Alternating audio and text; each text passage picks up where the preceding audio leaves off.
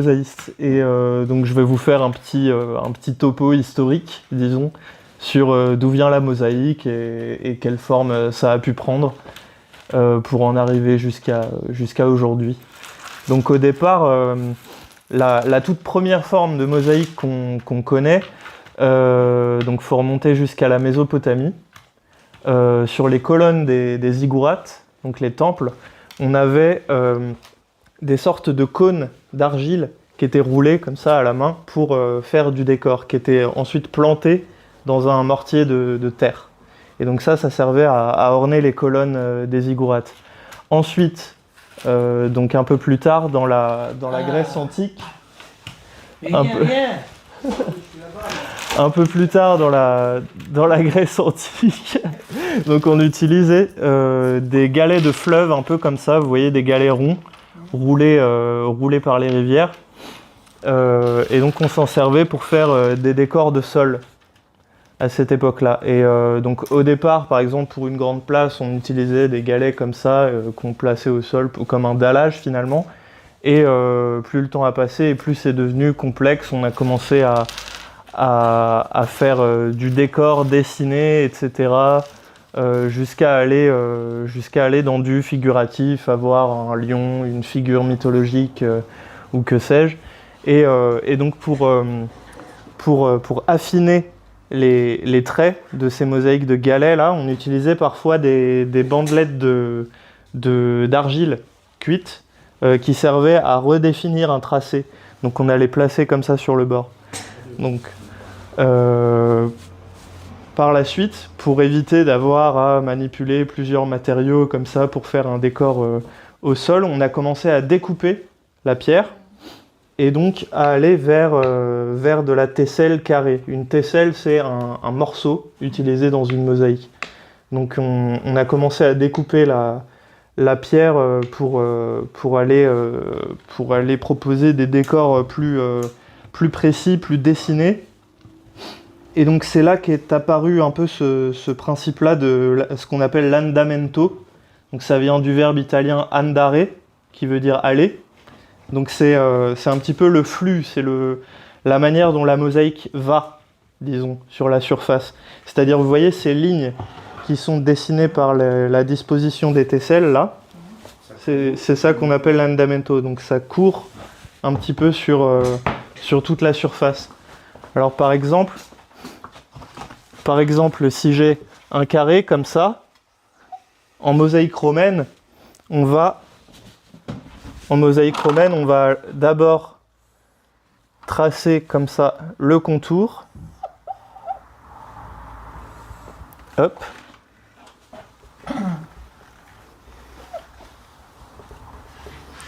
Comme ça. Et ensuite, on va aller remplir à l'intérieur avec des tracés très droits. La mosaïque romaine, elle va droit au but. C'est très simple.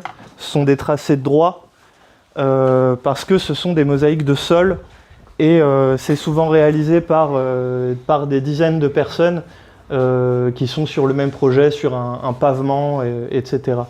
Et donc à l'époque, on a deux types de travailleurs, de mosaïstes. On a celui qui dessine et ceux qui réalisent. Et voilà.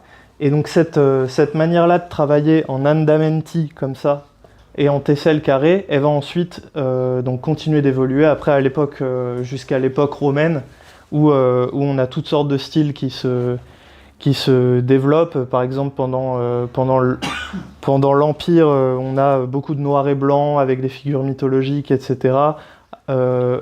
Et plus tard, on a aussi des choses géométriques comme ça qui viennent orner les sols des maisons. Et c'est seulement donc à partir du IVe siècle qu'on s'échappe du sol pour aller au mur. Pourquoi ? Parce qu'il y a un changement culturel très important qui est l'hégémonie du christianisme qui se met en place. Et donc avec le changement de capitale aussi de l'Empire romain qui commence à péricliter, la capitale c'est Byzance désormais, Et donc on a un petit peu ce retour-là aussi des influences grecques, mais toujours dans cette continuité de la mosaïque romaine mais qui part du sol et qui vient orner les murs. Et donc ça amène un grand changement dans la mosaïque, qui est qu'on n'a plus besoin d'avoir des choses très plates qui vont être meulées au sol, etc. pour marcher dessus finalement. On va au mur et on représente des choses qui sont sacrées, donc sur lesquelles on ne marche pas. Et donc ça va changer la manière dont on fait de la mosaïque aussi. C'est-à-dire que vous voyez par exemple ces exemples-là. Donc ça c'est une petite portion d'un visage de type byzantin. Vous voyez que les tesselles sont pas placées à plat, on cherche une sorte de vibration un petit peu comme ça. Et donc à cette époque, voilà, on continue on a toujours ces andamenti là. Pardon, je vais juste chercher un petit truc. Là, hop. On utilise toujours de la pierre, les mêmes pierres, mais cette fois-ci, elles restent sur la peau, sur les visages des figures représentées. Et on a aussi l'apparition des fonds dorés à cette époque-là. Donc avec ce genre de matériau-là, donc c'est de la feuille d'or c'est de la feuille d'or qui est prise entre deux plaques de verre. À l'époque, c'était moins plat, il y avait plus de matière. Et donc ce matériau couplé avec cette manière-là de travailler la surface, c'est-à-dire de poser les tesselles comme ça, avec différentes orientations, ça va donner ces grandes surfaces dorées qui sont faites pour répercuter la lumière à une époque où on ne peut pas encore se permettre architecturalement d'avoir des immenses fenêtres qui font rentrer beaucoup de lumière. Donc il y a aussi l'aspect symbolique de la lumière, de la création, etc., donc qui se retrouve partout sur les fonds. Un autre matériau qui commence à apparaître à l'époque et qui vient à la base, ce sont des techniques qui viennent de l'Égypte ancienne. Donc c'est la fonte du verre comme ça, pour obtenir des verres colorés. C'est coloré avec quoi ? Alors ça dépend de la couleur. On a certaines couleurs où, par exemple, les roses, les beiges, etc., tout ce qui va servir aux carnations, il y a de l'or, par exemple, dans le mélange. Tout ce qui est plutôt violet, on va avoir du manganèse. Ouais, tout à fait. C'est chimiquement, en fait, pendant la cuisson que la couleur va apparaître. Suivant un degré de cuisson, ça fait pas la même couleur. Exactement, parce que c'est à très haute température. Après, à la base, le matériau ressemble à ça. Attendez. Vous voyez, ce sont ça, c'est un fragment d'une sorte de pizza. En fait, ils fondent le verre. Donc la couleur est réalisée dans la masse chimiquement, quoi. Ils ont leurs recettes qui sont très bien gardées. Et ensuite, ils vont couler ça sur une grande plaque en fer et le presser à exactement 1 centimètre d'épaisseur. Et ces 1 centimètre-là, ils nous servent beaucoup, nous, en tant que mosaïstes, justement parce que ça nous donne une mesure qui va rester la même, qui va rester constante, et qui va nous servir à minimiser le nombre de découpes pour pouvoir réaliser un projet. Donc vous voyez, une fois ensuite, quand on les découpe, ça ressemble à ça. Et donc cette manière-là de travailler, à la byzantine, au mur, en maximisant cette vibration-là de la surface, c'est ce qu'on va retrouver aujourd'hui dans ce qu'on appelle la mosaïque contemporaine, même si c'est un mot qui veut un petit peu tout dire. C'est-à-dire que la mosaïque contemporaine, on a un petit peu toute la liberté qu'on veut pour en faire ce qu'on souhaite, quoi. Et vous avez toutes sortes de mosaïstes qui vont avoir leur propre approche de ces techniques-là et du métier. Donc là, voilà, je vous ai réuni quelques petits échantillonnages de surface que j'ai réalisés, où vous voyez donc ces histoires byzantines de vibration de la surface, d'orientation des tesselles, etc. On les retrouve aussi sur ces choses-là. Ensuite, quand vous irez voir aussi dans l'atelier d'Émilie, vous verrez ces principes-là de... Tout ça, c'est du verre? Non, ici on a de la pierre, beaucoup. Ça c'est de la pierre. Ici on a un petit peu d'or. Là on a un petit peu de smalt là-bas. Ça c'est un matériau que je fais. On appelle ça du stucco marmo. Donc c'est du plâtre avec de la colle de peau mélangée. C'est ce que vous avez ici aussi. De la colle de peau. De la colle de peau de lapin. C'est oui. Ce sont des sortes de granulés, ça ressemble un peu à de la semoule. Et donc on mélange ça avec de l'eau chaude et ça Il y a nous... du lapin? Oui. Et quelle partie du lapin? La peau. C'est sous la peau. Sous la Ouais. peau, oui, d'accord. Alors, moi j'ai une question bête, c'est collé? C'est collé. On la colle avec un mortier-colle, donc c'est une sorte de ciment. Aujourd'hui on mélange ça avec du latex. Et hop. Vous voyez, c'est ce qu'on a là-dedans là. Ouais. Après ça c'est sec, mais vous voyez, on l'a sous forme de poudre comme ça. Donc on a le liant et l'inerte à l'intérieur, c'est-à-dire que c'est à base de ciment avec du sable et d'autres choses. Après c'est pareil, ils ont leur recette. Et on mélange ça avec de l'eau et du latex pour que ça ait une élasticité. Et la découpe, on la réalise avec cet outil-là qui s'appelle une marteline. Et donc ça, c'est un outil qu'on utilise en mosaïque depuis l'époque romaine, même grecque en fait. Depuis qu'on a commencé à découper la pierre, on utilise ça. Après, aujourd'hui, par exemple, vous avez certains mosaïstes qui utilisent des outils comme ça, des pinces, mais ça, c'est plutôt pour une pratique c'est plutôt lié à une pratique de la mosaïque qui se fait avec des matériaux industriels. Vous savez, comme les émaux de Briard. Ce genre de choses. Hop. Ce genre de matériaux-là. Parce qu'on a un petit peu dans cette tradition de la mosaïque à la Odorico, un petit peu, je sais pas si vous voyez. C'est un mosaïste italien, mais qui a énormément travaillé en France au cours du XXe siècle, début XXe.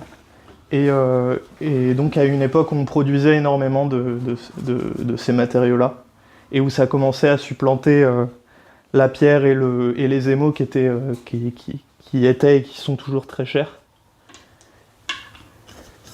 Et donc la marteline, on utilise ça avec un tranchet, comme ça. Et donc on va poser la tesselle, enfin on va poser notre pierre sur le tranchet, et d'un coup de marteline, on va venir tailler la tesselle. C'est en tapant qu'on définit la largeur au... Exactement. C'est en... C'est une question d'habitude pour la taille. Hein. Oui, tout à fait. Donc vous voyez, c'est en positionnant la tesselle ici, sur le tranchet, que je vais définir la taille de ma tesselle. Et donc on peut aller très très petit.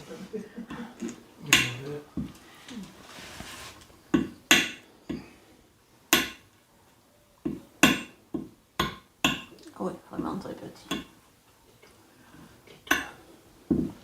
Alors ça, c'est quel que soit le matériau utilisé? Il y a des matériaux qui sont un peu plus capricieux que d'autres. Par exemple, vous voyez ce granit bleu là, il va se couper aussi. Mais vous voyez déjà, ça fait pas le même bruit.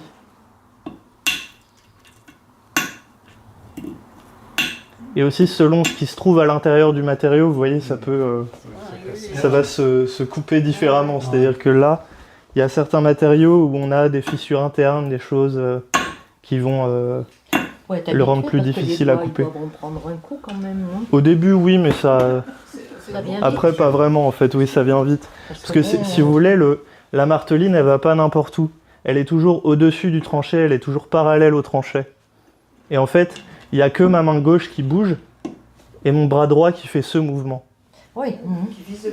Mais il faut pas te louper. Avec la taille des trucs. La marteline, elle, c'est lourd. Ça pèse à peu près 1 kg. Celle-ci, elle est à 950 grammes. Il y en a des un peu plus lourdes. Et on en utilise aussi des plus légères, comme celle-ci là par exemple. Donc qui sont... celles-ci les plus légères, on les utilise en priorité pour les émaux. vénitien, ce vert coloré. Justement parce que ça peut avoir tendance à exploser sous une marteline un peu plus lourde. Et puis ça n'a pas besoin d'autant de force pour se couper. Et ça pèse 1 kilo justement parce que c'est le poids en fait qui coupe la pierre. C'est, si vous voulez, je force vraiment pas. J'accompagne juste le poids. Et en fait, on suit le mouvement, vous voyez, en demi-lune de la marteline.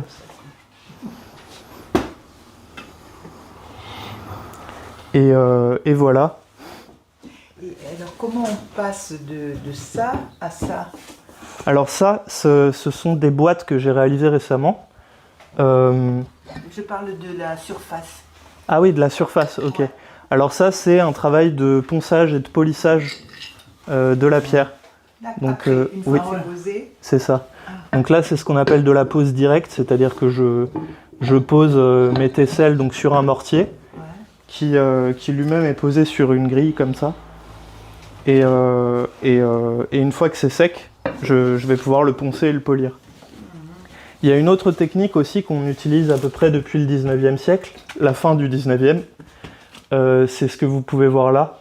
Donc vous voyez, on est sur une feuille de papier. On appelle ça de la pose retournée ou du rovescio su carta. Donc ça c'est une technique qui a été plus ou moins, en tout cas, qui a été plus ou moins inventée par un mosaïste qui s'appelle Facchina, Gian Domenico Facchina. Et à la base, c'était une technique qui servait à extraire des pavements romains ou des fresques, enfin des vestiges, des vestiges archéologiques. Et en fait, on collait tout simplement un papier sur la surface, on la cassait pour pouvoir l'extraire en un morceau. Et donc Facchina, il a pris cette technique-là et il s'est dit, bah, si on faisait l'inverse, on irait vachement plus vite. Et donc il a commencé à faire travailler ses ouvriers de cette manière-là. Et c'est comme ça qu'il a eu par exemple le chantier de l'Opéra à Garnier à Paris. Parce qu'à l'époque, justement, les autres ateliers travaillaient en pose directe, donc ils avaient besoin d'être sur place, etc. Et ça prenait beaucoup plus de temps.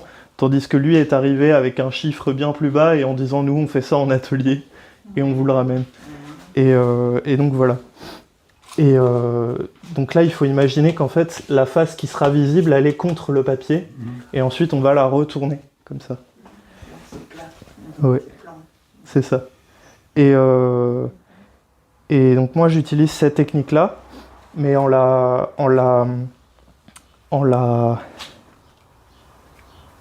déformant, oui, en la détournant, disons, pour obtenir du volume. Donc en pliant le papier ou en faisant mon pliage à l'avance et en collant mes tesselles dessus. Après là j'ai très peu d'exemples parce que tout est à Blaye en état d'art là-bas. Mais...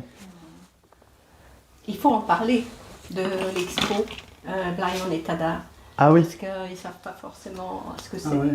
Bah, c'est chaque année, on a ce festival d'art contemporain à Blaye qui s'appelle Blaye en état d'art où donc il y a autant des artistes locaux que d'ailleurs. Et voilà. Et c'est maintenant? Oui, c'est cette semaine, c'est du 11 au 14. Donc ça, c'est le côté papier, ça. Non, Non, c'est l'autre côté. là si vous voulez, ça c'est ce qui était contre le papier. Ah ouais. Je l'ai plié comme ça, appliqué mon mortier, ensuite retourné, je mouille le papier et je l'enlève. Le papier, c'est de ce côté-là? Oui. Ah oui, d'accord.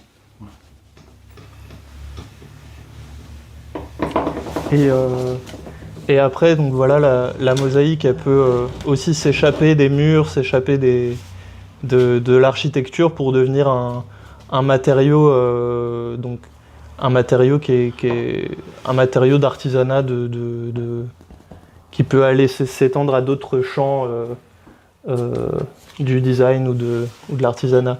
Donc comme ces boîtes là, par exemple, je fais dialoguer la mosaïque avec d'autres matériaux, donc avec le stucco marmot, et voilà. Pour en faire une matière qu'on puisse toucher, quoi. Il y a toujours un dessin dessous? Alors, ça dépend. Ça dépend quand on réalise une mosaïque pour un endroit, pour quelqu'un, bien sûr. Il y a toujours un dessin avant. Par exemple, où est-ce qu'il est passé? Là. Hop. Par exemple, ça, vous voyez, c'est quelques idées qu'on a donc pour un château dans le coin.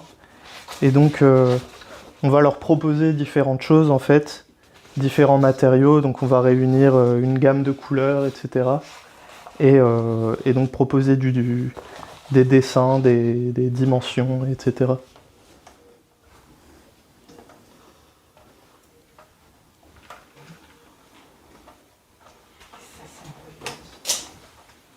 Et par exemple, pour faire la mosaïque qui est au bout de la table, là-bas, il vous faut combien de temps? Je pense qu'il me faudrait 4 ou 5 jours pour faire celle-ci. Après, celle-ci, c'est pas moi qui l'ai réalisée, c'est une élève d'Émilie il y a quelques années. Mais oui, ce serait à peu près ça, je pense. Et là, vous réalisez un dessin à l'échelle au départ. Hein. Oui. Oui, par exemple, imaginons qu'on doive, imaginons que quelqu'un nous demande donc quelque chose de ce genre-là, mais pour faire un sol chez lui. Dans ce cas-là, oui, on proposerait un dessin à l'échelle 1/100 et donc avec des propositions de couleurs, de matériaux et ouais. Oui, parce que la difficulté pour un sol, c'est avoir une surface qui soit assez lisse quand même. Oui. Alors pour ça, on peut travailler à l'envers aussi, justement, en revêchaud sous carta. Donc cette technique-là de pose inversée. Et après, vous pensez Alors quand on a quand on travaille sur papier, justement, et qu'on le retourne ensuite, pas forcément. Justement parce que la surface du papier fait en sorte que toutes les tesselles sont parfaitement alignées à plat. Après, oui, il y a toujours des micros... Après, quand on veut quelque chose de vraiment parfaitement lisse, dans ce cas-là, oui, on fait appel à un ponceur. Et un sol, ça a besoin d'être entretenu. Donc j'imagine qu'il n'y a peut-être pas des produits qu'il faut pas utiliser, enfin des produits qu'il faut pas utiliser. Alors, faut éviter tout ce qui est trop acide, parce que certaines pierres, oui, n'aiment pas trop ça. Après, oui, un peu soit de l'huile, soit un imperméabilisant, ça fonctionne très bien. Est-ce qu'il existe des produits qu'on met dans les interstices là pour, Oui. lisser Oui, du joint. du joint?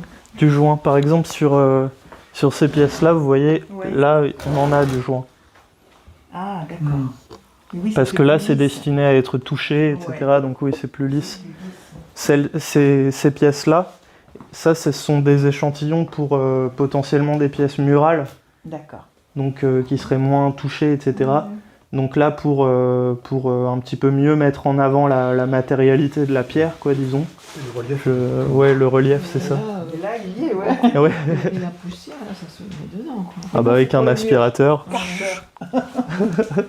avec un aspirateur à brosse. Donc là, vous faites à l'envers et ensuite vous Sur celle-ci, remplissez les interstices. sur celle-ci, c'est de la pose directe. Pose direct, d'accord. Ouais. Et donc oui, je les pose dans le mortier, je laisse sécher et je réalise un joint après. Ça, c'est mortier. Ça, c'est du stucco marmo. Donc c'est cette technique dont je vous parlais tout à l'heure. Les couleurs, c'est volontairement C'est ça. Ouais. un mélange de...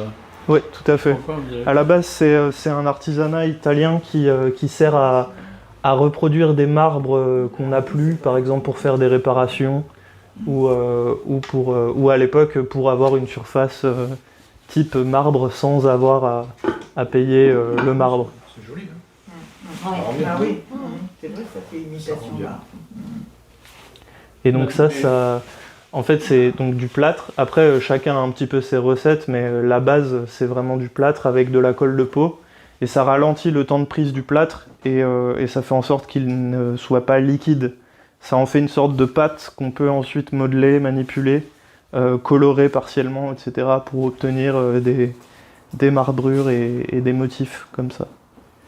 La différence entre ça et pour le verre et la faïence, en fait, c'est que vous, c'est que du matériau brut, naturel. La différence entre eux, De pardon? la faïence, c'est souvent ce genre de truc, c'est plutôt de la faïence ou... Alors ça dépend. La faïence, ça désigne plutôt, c'est plutôt un matériau céramique. Donc c'est. On peut faire des trucs comme ça avec de la faïence, non? Alors oui, mais ça aura pas le même, ça aurait pas le même aspect, Ouais, puisque ouais, là c'est de la pierre. La faïence, la faïence c'est de la terre qui est cuite et qui Ouais. peut être émaillée. Et après, on peut utiliser de la faïence en mosaïque, Ouais. ça arrive aussi. Mais si vous voulez, ce qui caractérise la mosaïque, c'est le fait d'utiliser un matériau et de le casser pour ensuite en utiliser les morceaux. Tandis que, par exemple, si on faisait un couvercle comme ça en faïence, on le ferait d'un morceau. Ouais, Et puis là, le but, c'est jouer sur les couleurs et les structures différentes des matériaux. Ouais, tout à fait. Tout à fait. Et puis avoir le côté tactile aussi de la pierre. Ah oui, c'est important. En fait, ça se rapproche un peu de la marqueterie, non? Oui, ça peut. Ah. On peut voir le rapprochement, ouais. Tout à fait. Parce qu'en marqueterie aussi, on va découper Ouais. et coller un morceau. Après, ce qui fait un petit peu ce qui fait un petit peu l'âme de la mosaïque, disons, c'est la notion de rythme qu'on a dedans, si vous voulez. Une notion De rythme. de rythme. Oui, de rythme sur la surface. C'est-à-dire, par exemple, en marqueterie, vous allez avoir un dessin très précis qu'on va ensuite couvrir, qu'on va aller produire avec de très fines planches de bois. Pour la mosaïque, par exemple, si je prends par exemple celui-là ou celui-ci, si vous voulez, on a cette notion-là de rythme d'étincelle. Donc, où vous voyez, on va aller chercher à produire de l'irrégularité dans la régularité, par exemple. Donc, à avoir une répétition de la couleur et du motif, mais à chaque fois avec une petite différence, par exemple, de largeur. Et donc ça va créer des ralentissements, des accélérations, etc. Si vous voulez, on peut le lire un petit peu comme une... Oui, c'est... C'est parce que celui le marron, là, on a vraiment une impression de 3 dimensions, en fait. Oui, parce qu'il y a une assez grande différence entre les plus bas et les plus hauts. Vous voyez ? Et pourtant, vous avez mis comme pour celui-là du joint, non? Celui-là, non. Non, ah ouais. Ah oui, on voit les trous. Ouais. Et on a une vraie impression de 3 dimensions, quoi. Et ce qui fait, ce qui donne cet effet aussi, c'est le changement de dimension d'étincelle, vous voyez ? Ah ouais. Vous avez du très petit et à côté du très grand, et donc ça peut donner cette impression aussi d'avoir plusieurs plans. Bon, voilà, on va chercher à créer de l'illusion un petit peu avec ces notions de rythme là. Et puis la lumière qu'elle joue dessus. Celui-là, c'est très bien avec la lumière. Ah oui, c'est ça. Ah ouais, Selon l'éclairage, Oui, avec les petites tesselles d'or. Ouais. Voilà, vous voyez aussi ce lien toujours qu'il y a avec, entre l'histoire de la mosaïque et ce qu'on peut en faire aujourd'hui, c'est qu'il y a toujours des choses qu'on ne peut pas inventer, quoi. Il y a toujours des choses qu'on utilise qui viennent de l'histoire de cet artisanat-là, donc comme l'effet de ces tesselles d'or, le fait que peu importe l'angle d'où on le regarde, il y en a toujours une qui va attraper un reflet,